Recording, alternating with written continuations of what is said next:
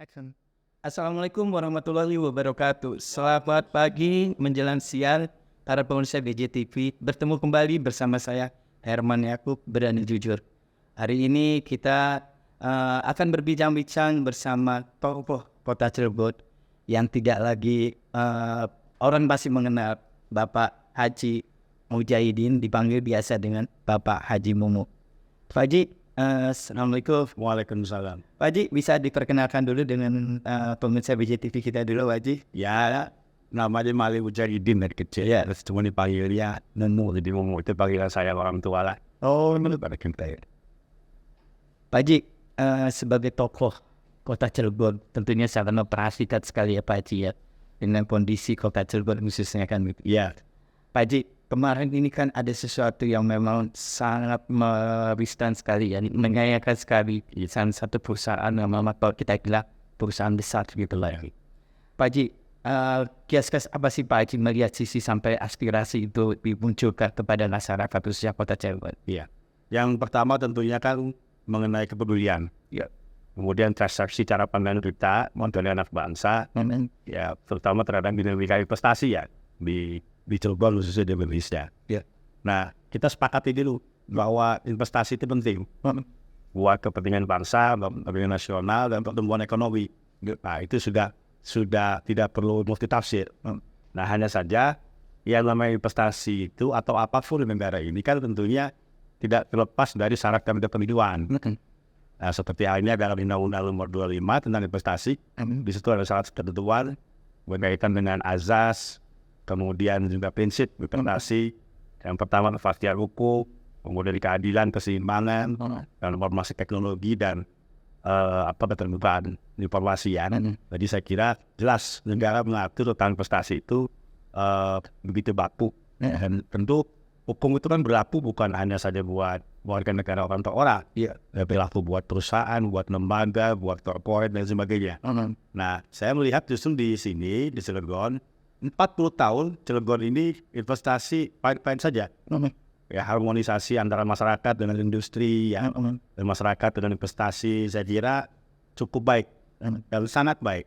Cilegon itu surganya investasi kan. Ya, kalau Banten the gateway for investment in Indonesia, Banten tentu bank investasi Indonesia, maka Cilegon itu surganya.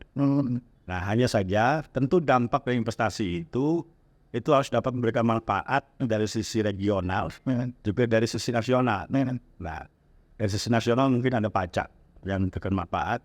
Dari sisi regional tentu harus juga banyak manfaat seperti potensi ekonomi, bisnis, potensi usaha, lapangan kerja dan sebagainya.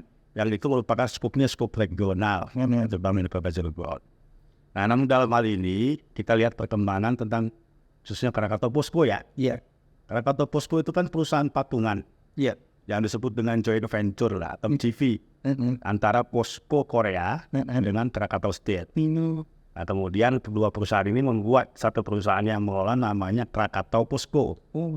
Ya, sahamnya sekarang sudah 50%, KS 50%, kemudian juga Posko Korea 20%. Yang mengelola adalah Krakatau Posko. Nah, dalam perjalanannya kita menganalisa, ya, ada beberapa yang mungkin ini berbeda dengan perusahaan-perusahaan lain di Cilegon.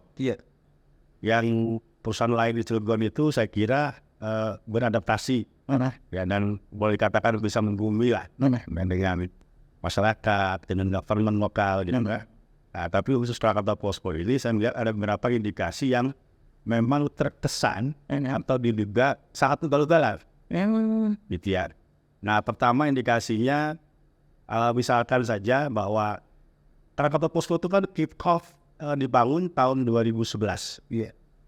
Tapi ternyata saya lihat dalam dokumen AMDAL, izin persetujuan lingkungannya itu baru ditandatangani oleh Wali Kota Cirebon tanggal 5 Januari tahun 2012.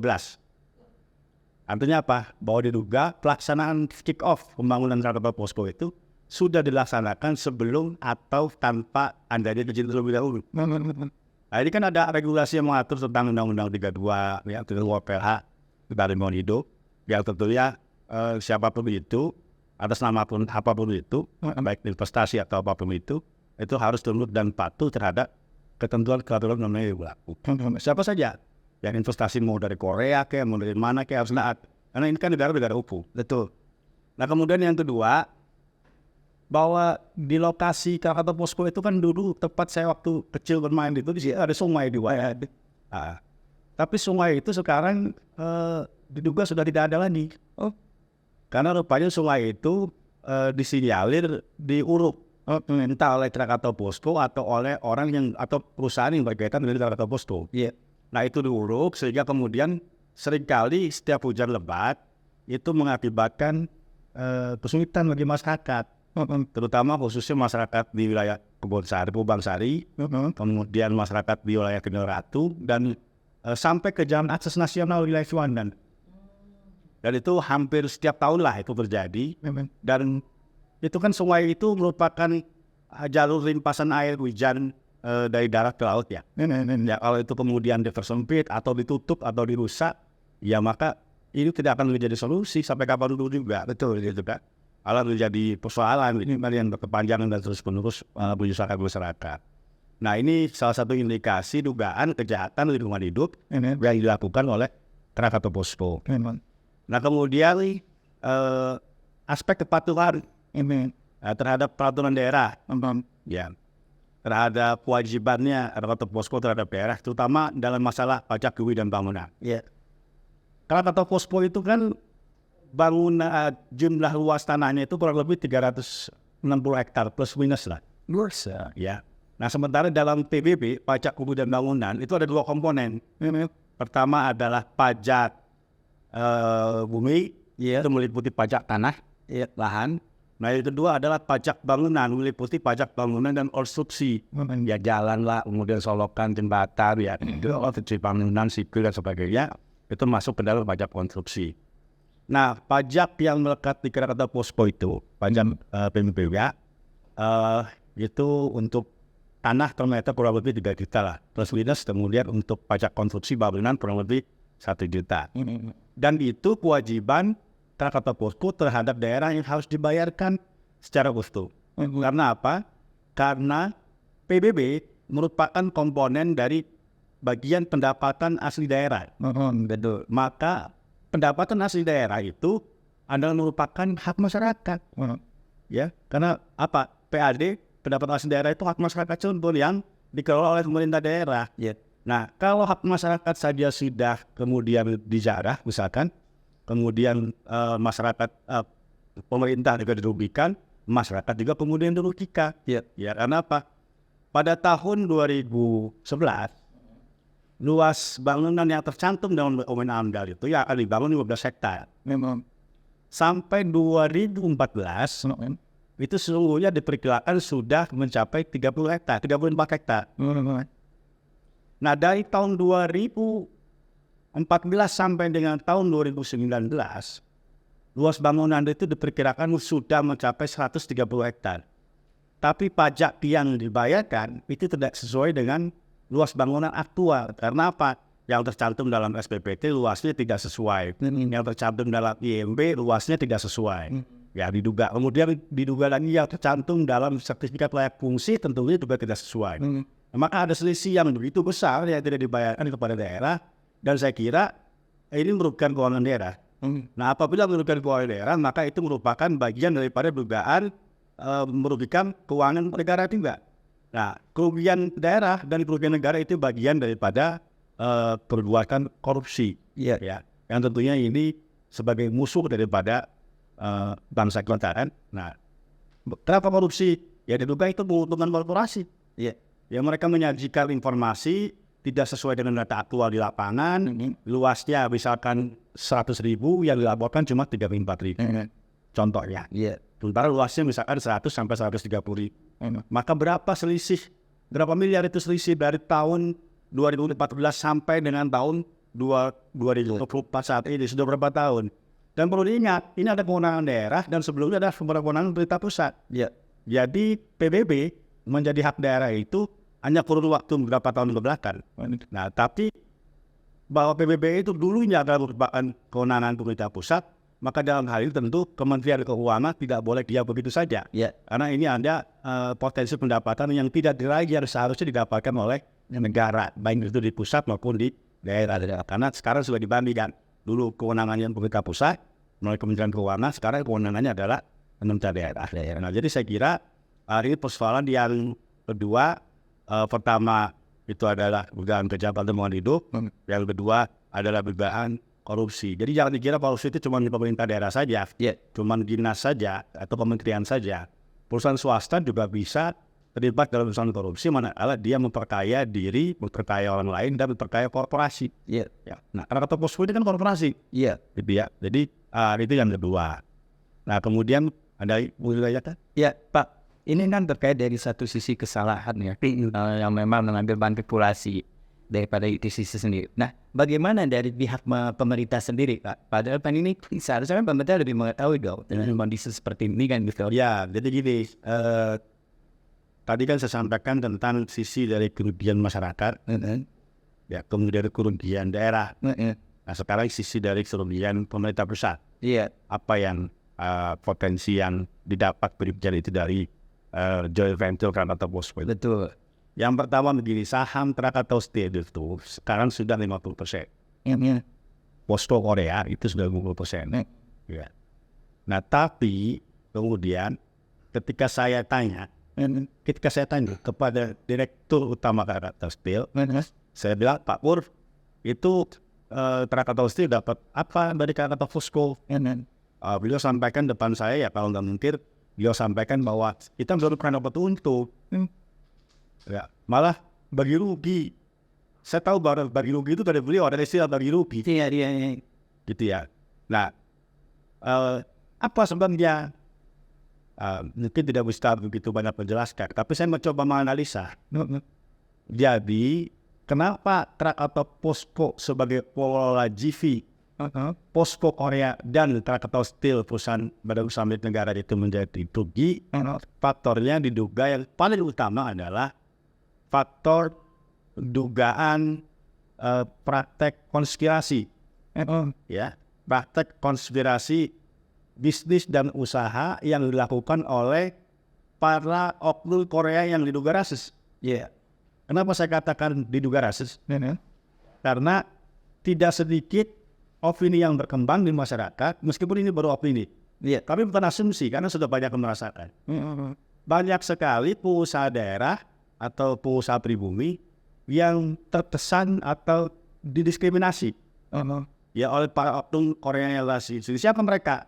Mereka itu ya terdiri dari pengusaha, pemilik perusahaan, ya mereka itu warga Korea, kemudian mereka juga pejabat dan pegawai, yang mereka juga warga Korea, kemudian diduga melakukan konspirasi, mencengkram semua potensi ekonomi, bisnis dan usaha di Krakatau Posko. Nah, sehingga ini mengabaikan kepentingan kesejahteraan bagi masyarakat sekitar, masyarakat pengusaha pribumi dan lainnya, termasuk juga merugikan anak-anak perusahaan KS. Ya. Nah, terus kemudian siapa mereka itu? Ternyata mereka itu bukan siapa-siapa. Tidak ada hubungannya mereka dengan GV Krakatau Posko, nggak ada hubungannya. Mereka bukan grup GV Krakatau Posko, bukan. Mereka tidak ada hubungannya juga dengan Posko Korea. Karena mereka bukan anak perusahaan Posko Korea. Mereka juga tidak ada hubungannya dengan Krakatau Steel, karena mereka bukan anak perusahaan Krakatau Steel. Bahkan mereka juga tidak ada hubungannya dengan Krakatau Posko sendiri, karena mereka bukan grup Krakatau Posko. Lalu siapa mereka itu? Ya saya bilang tadi, itu bagian daripada konspirasi atau dugaan konspirasi yang melibatkan rasis. Jadi hanya untuk kelompok-kelompok oknum mereka saja. Nah, yang kemudian ini cenderung terkesan membuat sebuah warung dalam toko, ya. Jadi warungnya untung, tokonya buntung, nggak usah bodoh lah. Yang penting mereka sudah untung duluan. Nah, pertanyaannya, untungnya apakah Posko? Enggak. Untungnya apakah ke KS? Enggak. Untungnya apakah ke Krakatau Posko? Enggak. Untungnya apakah ke negara? Juga enggak. Tapi kok bisa membuka dengan seperti itu, Pak? Ya, karena ini merupakan bagian daripada dugaan konspirasi yang bersifat bersifat komunikasi rasis lah. Ya mereka. Memang betul kita tahu lah bahwa Korea Selatan itu bisa browsing itu di internet ya. Itu negara yang dipandang cukup rasis lah. Tapi ya kita pikir di negara saja, mereka saja kalau mau rasis. Itu nggak usah dibawa-bawa ke sini gitu kan. Nah, akhirnya apa? Perlakuan itu bukan hanya saja terhadap pengusaha, Tapi silahkan tanya juga kepada karyawan-karyawan di dalam. Karyawan itu kan ada yang dari Korea, ada yang dari Indonesia. Iya. Ya, bagaimana pengakuan mereka terhadap karyawan-karyawan yang ada dari Indonesia? Tanyakan saja benar. Ya, karena menurut informasi bahwa diduga ada yang kelasnya manajer, ya itu gajinya lebih besar daripada yang manajer orang Korea ini. Gajinya lebih besar daripada direktur yang orang Indonesia. Padahal itu kelasnya di bawah GM masih manajer. Nah, ya kalau itu sampai terjadi, bukan itu merupakan diskriminasi kan? Betul. Ya, jadi ada ketidakadilan yang saya kira ya penjajahan zaman Belanda dulu, VOC. Iya. VOC itu kan sistem company. Iya, benar. Penjajahan perusahaan. Betul. Ya, sekarang apa bedanya dengan neo-imperialisme sistem company yang baru seperti ini gitu kan? Atas nama investasi, atas nama industri, atas nama joint venture misalkan, bisa melakukan penjajahan dengan cara yang baru. Nah, kalau negara diuntungkan nggak ada masalah. Betul. Ya kan? Tapi kalau negara nggak diuntungkan buat apa? Mereka nggak perlu rugi lah. Kalau rugi kenapa barangnya habis? Betul. Mereka nggak perlu rugi lah. Kalau rugi kenapa diterusin? Dan saya kira pemerintah tidak usah terlalu khawatir dan terlalu takut bahwa mereka akan hengkang seolah-olah nanti dari Cilegon, dari Banten atau dari Indonesia. Nggak usah khawatir. Kenapa? Mereka semua berbondong-bondong investasi di Indonesia itu karena melihat potensi pasar baja di Indonesia. 17 juta, 18 juta yang baru terpenuhi sekitar 5-6 juta. Jadi nggak usah khawatir. Mereka itu ngejar ke sini karena tempat lain mereka sudah sulit untuk bersaing dengan China. Ya untuk bersaing dengan negara-negara Asia yang lain. Maka mereka masuk ke Indonesia melihat potensi pasar Indonesia yang besar. Jadi nggak usah takut, takut-takuti kalau mereka itu mau hengkang lah, mau pergi lah. Nggak akan lah itu. Tapi pemerintah sendiri punya nggak terobosan seperti itu, Pak? Nah, saya berharap sebetulnya Menteri BUMN, Pak Erick Thohir, kemudian Pak Purwono, Direktur Krakatau Steel, ini harapan ya, sebagai orang awam. Betul. Kemudian kan di situ ada komisaris utama, Silvio Karim yang kebetulan juga menjabat sebagai Dirjen imigrasi kan, dia Dirjen imigrasi, kemudian dia juga komisaris di situ di Krakatau Posko.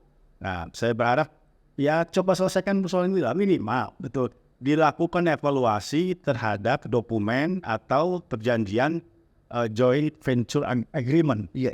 Ya, antara Posko dengan KS yang kemudian ini menjadi sebuah acuan yang akan dijadikan dasar sebagai pengelolaan Krakatau Posko secara sehat. Betul. Dan menguntungkan negara. Ini investasi ini buat siapa? Buat bangsa Korea kah? Buat bangsa Indonesia kah? Dan jangan lupa, ini investasi di industri baja yang merupakan produk strategis, terutama untuk aspek produk pertahanan dan keamanan negara. Gitu. Jadi saya kira ini yang menjadi persoalan yang diduga mengakibatkan kerugian dari Krakatau Posko sehingga berimplikasi kepada tidak adanya dividen terhadap Krakatau Steel dan juga berimplikasi lain kepada tidak adanya pendapatan yang diperoleh oleh negara yang dari investasi. Ya kalau punya saham dari untungnya buat apa diterusin? Gitu kan logikanya. Masih banyak orang yang mau investasi di Indonesia. Saya bilang tadi Banten the gateway for investment in Indonesia. Banten itu pintu gerbang investasi Indonesia. Betul. Cilegon ini surganya. Betul. Ya listrik ada, akses ke ibu kota, air cukup, masyarakatnya kondusif. Coba tempat lain, ya kan? Ya, secara overall itu memang benar benefit sekali ya, Pak ya. Iya, jadi orang investasi di kita itu nggak usah khawatir kabut, nggak usah khawatir. Yang penting gini, kita nggak akan ngeganggu karena saya sudah sampaikan di awal, 40 tahun Cilegon ini bertinggi, masyarakatnya harmonis kok. Iya. Ya, terutama tanda petik dengan Krakatau Posko ini. Ya, yang jadi pertanyaan kemudian ada apa yang lain kondusif kok ini nggak kondusif? Betul, gitu tuh ya. Nah, perlakuan tadi itu yang juga menjadi sebuah pemicu yang bergerak di masyarakat. Ya bagaimanapun kita ini bangsa yang merdeka.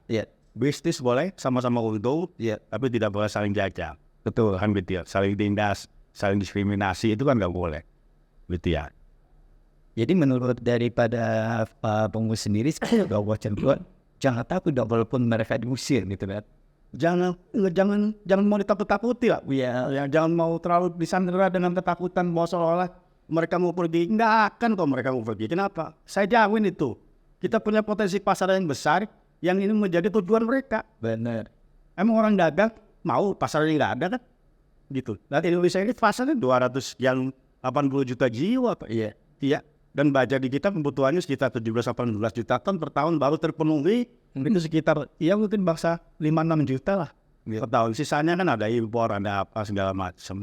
Dan kemudian kerugian itu dijadikan alasan, baja impor, kemudian karena COVID-19, karena ada pabrik baja baru di Morawali, segala macam. Ya kalau rugi tutup aja, ngapain pusing-pusing. Betul. Iya kan? Cuman herannya juga, kenapa bilang rugi tapi barangnya habis. Kan gitu tuh. Iya. Yang saya pikirkan ini, gini Pak Momo, pemerintah sendiri kan kalau dilihat, kata Pak Momo Cipta bahwa ini sudah terjadi cukup lama gitu loh. Sudah puluhan tahun. Tapi kok tidak pernah ada realisasinya sendiri dari Saya tidak ingin buruk santai ya. Ya. Andai kata ada kepentingan terselubung pun, jangan juga kepentingan yang lebih besar dikorbankan. Iya. Gitu ya. Ya saya tidak ingin buruk sangka ya. Iya. Baik sangka saja, anggap tidak ada lah. Betul. Tapi seandainya ada kepentingan terselubung pun, kayak di antara elit pemerintah, ya itu silakan saja. Tapi jangan dikorbankan yang lebih besar. Gitu ya, jangan sampai ngambilnya sedikit misalkan, kemudian persoalan yang besar dibiarkan gitu. Itu nggak adil. Betul. Jangan sampai lah masyarakat khususnya Kota Cilegon menjadi under peoples. Iya, sampai hari ini saya ingin kasih jawaban berapa dividen yang diberikan dari saham KS kepada negara itu. Iya, dari kerjasama pada posko itu sampai sekarang nggak ada yang bunyi.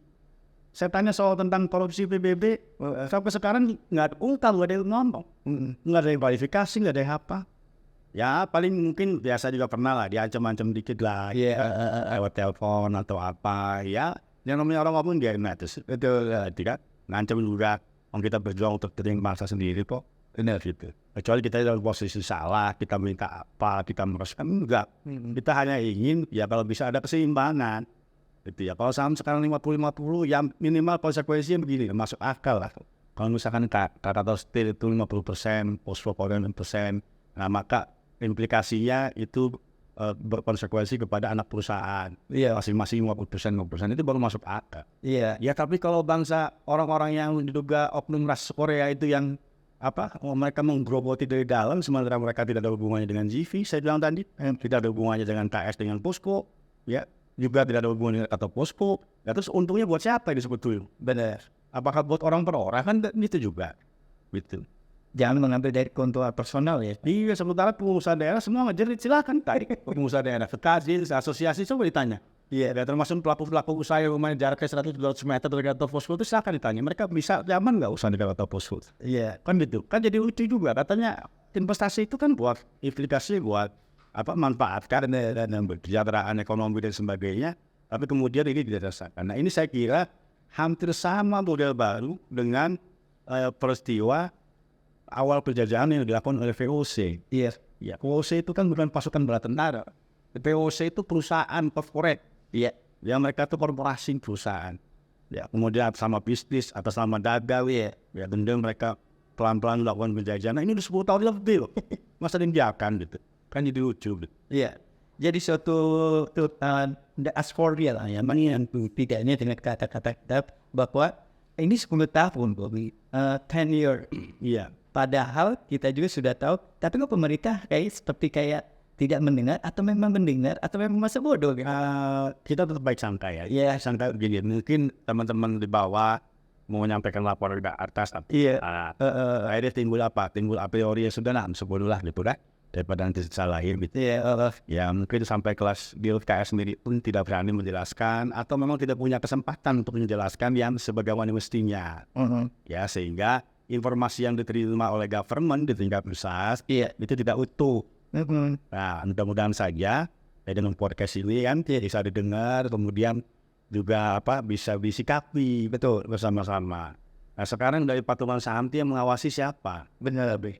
Karena saya lihat Krakatau Steel sendiri juga tidak terlalu juga punya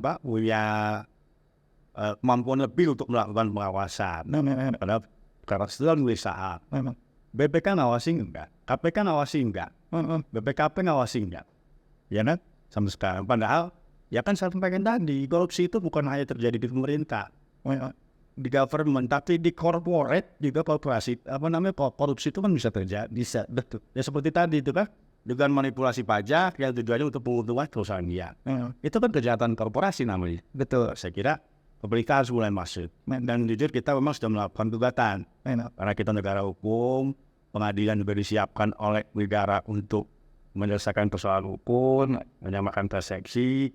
Nah, saya menyampaikan gugatan kepada Krakatau Posko. turut tergugatnya itu KPK, kemudian BPK, BPKP, PPATK, Kemenq, kemudian juga Kemenelha, Soekarno-Hatta dan sebagainya. Ya, kita libatkan dalam turut tergugat. Pada intinya, saya ingin menjelaskan ini supaya sampai ya kepada pihak terkait. Adapun nanti tindakan ya tentu kan ada aturan hukum masing-masing, ya menyangkut kewenangan yang bisa diterapkan, menyangkut ruang hukum yang bisa dilakukan. Saya kira itu saya serahkan nanti kepada lembaga terkait. Yang pada intinya saya ingin berusaha sebagai warga negara yang awam ini, yang bukan siapa-siapa ini, menjaga kedaulatan ekonomi kita, menjaga kedaulatan hukum kita, menjaga kedaulatan industri kerja nasional kita, supaya tidak diobok-obok oleh siapapun.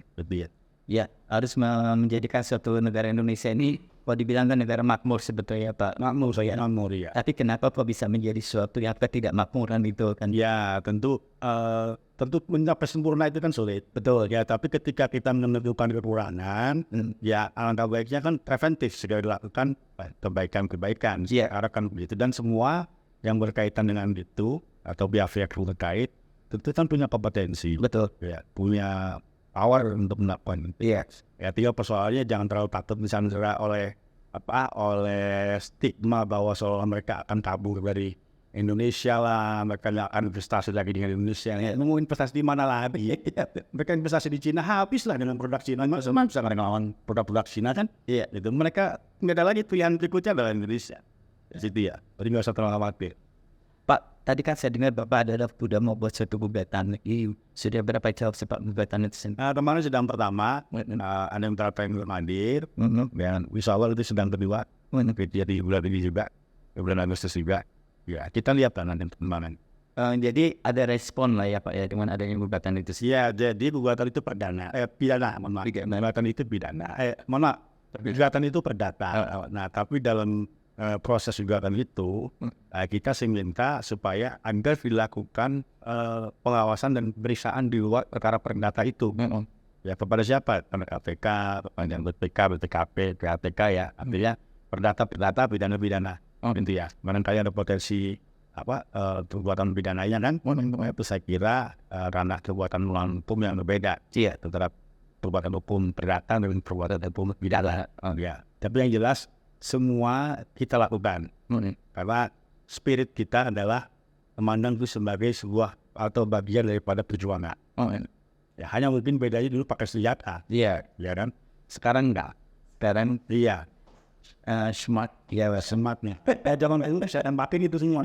Ya kan? Tapi kalau zaman sekarang kan sudah beda ya. Jadi sekarang itu ya lakukan upaya hukum, ya mitigasi, investigasi, ya, kemudian kumpulkan data-data yang bisa membantu aparat penegak hukum untuk melakukan pengawasan, pemeriksaan, dan jadi kita upaya terus lah.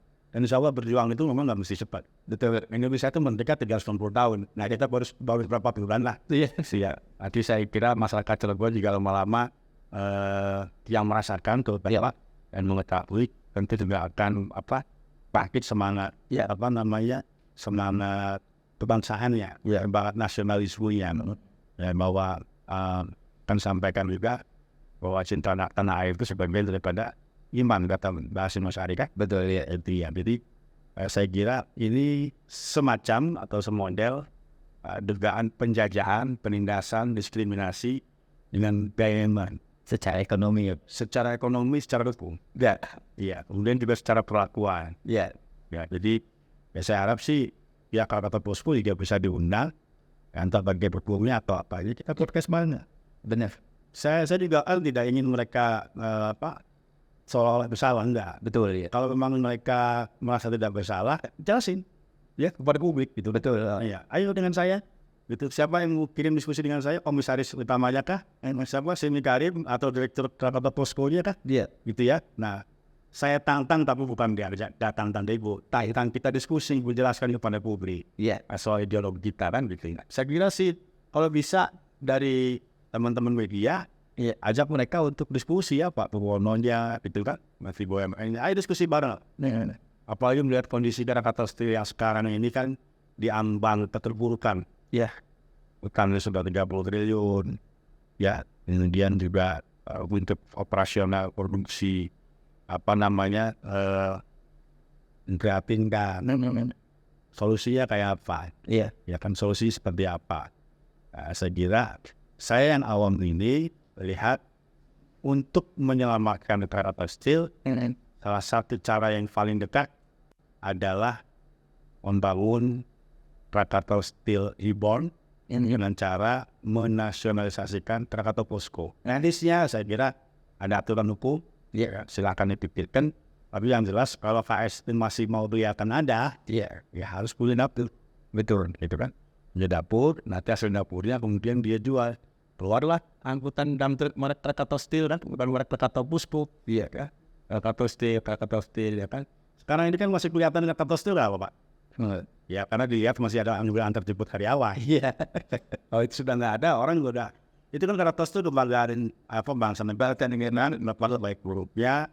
Dan saya kira tidak sedikit pengorbanan orang tua kita dulu, terutama di Cirebon, yang di Aleria, ya Cetangkil, masyarakat dan sekitarnya, itu kan berkorban, berkorban untuk mereka mau direlokasi.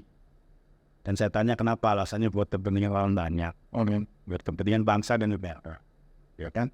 Nah sekarang bukan hanya saja berkorban mau direlokasi, berkorban tidak menghirup udara bebas dari debu industri. Ya. Berkorban dari ketidakbebasan menikmati baku mutu air dan baku mutu udara. Saya kira kan itu pengorbanan, betul sih ya. Nah, oke, pengorbanan itu apa yang penting ada yang bisa diraih oleh bangsa kita, kan, betul negara kita. Tapi kalau sudah berkorban banyak, kemudian juga ditindas, misalkan dijajah, kemudian diskriminasi. Lalu untuk apa hubungan itu dipertahankan? Besar rumah tangga kan begitu tuh. Mungkin itu saja. Iya. Pak, ini kan perusahaan sangat besar nih Pak ya. Tidak mengalir daripada government lokal yang bisa melakukan apa sih Pak yang bisa Bapak himbau untuk pusatnya Pak yang bisa ikut campur? Ya saya kira di situ kan ada Pak Sulbikahil, ya sebagai komisaris. Di Krakatau POSCO, komisaris utama loh. Kemudian juga beliau kebetulan juga di saat yang bersamaan menjabat sebagai Dirjen Imigrasi. Ya, luar biasa lah hebatnya sudah.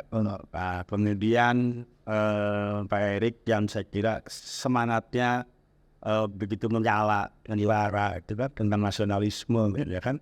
Jadi bagaimana meningkatkan sepak bola. Saya kira kalau diterapkan dalam menyelamatkan Krakatau Steel dan diterapkan dalam rangka membenahi Krakatau POSCO, saya kira luar biasa. Ya mungkin Pak Purwono namanya direktur masih punya pimpinan lah, nanti ngambil angkat tak salah, ya support lah, gitu ya. Karena untuk membela kepentingan bangsa kan. Nah ada tuh soal kepentingan lain misalkan, itu kan ada soal kepentingan bisnis dan sebagainya di luar itu, ya kita nggak boleh sebutkan ya. Tapi andai kata atau jika itu ada, ya boleh-boleh saja, yang penting jangan mengorbankan kepentingan yang lebih besar. Gitu, kepentingan yang lebih banyak. Kira itu. Wah, ini sangat menarik nih Pak Arfo ya. Saya sangat banyak waktu sebetulnya nih, tapi karena waktu kita memang tidak banyak.